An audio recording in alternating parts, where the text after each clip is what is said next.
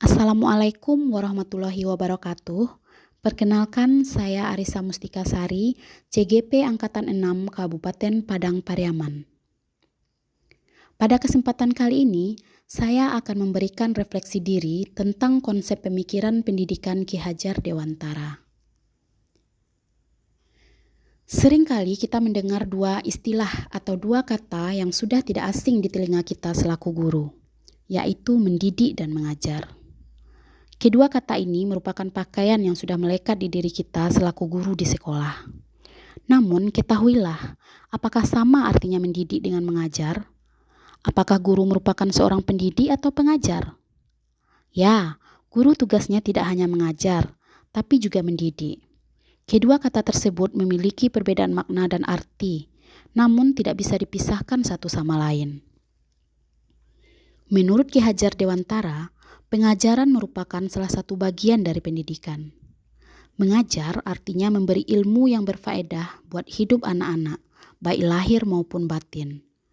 Sedangkan mendidik maksudnya di sini adalah menuntun segala kodrat yang ada pada anak-anak agar mereka dapat mencapai keselamatan dan kebahagiaan yang setinggi-tingginya, baik sebagai manusia maupun sebagai anggota masyarakat.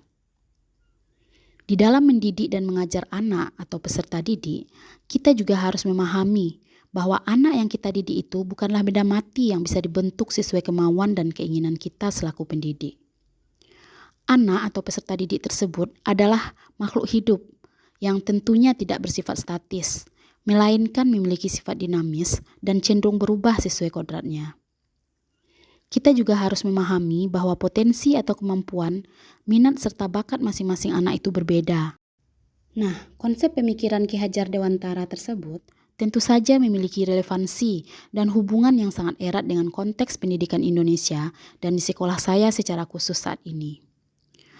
Yaitu, pertama, guru tidak hanya dituntut mengajar dan memberikan ilmu atau pengetahuan saja di sekolah, tapi juga mendidik dan menuntun anak atau peserta didik agar menjadi lebih baik budi pekertinya, yang sekarang ini kita kenal dengan istilah penguatan pendidikan karakter pada anak. Pendidikan karakter yang dimaksudkan di sini harus bisa diintegrasikan dan dikaitkan dalam setiap materi yang kita berikan kepada anak atau peserta didik kita yang akan menuntunnya memiliki budi pekerti yang lebih baik.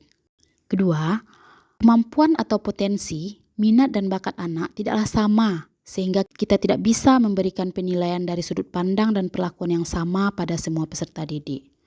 Karena itulah, di awal pembelajaran, kita diharapkan bisa memberikan asesmen diagnostik terkait gaya belajar peserta didik, di mana tujuannya adalah untuk mengetahui apakah termasuk peserta didik yang memiliki gaya belajar audio, visual, ataupun kinestetik. Sehingga kita sebagai guru bisa menentukan metode pembelajaran yang akan digunakan di kelas tersebut. Dalam kegiatan pembelajaran, selama ini saya telah melaksanakan pemikiran Ki Hajar Dewantara dan telah memiliki kemerdekaan dalam menjalankan aktivitas saya sebagai guru.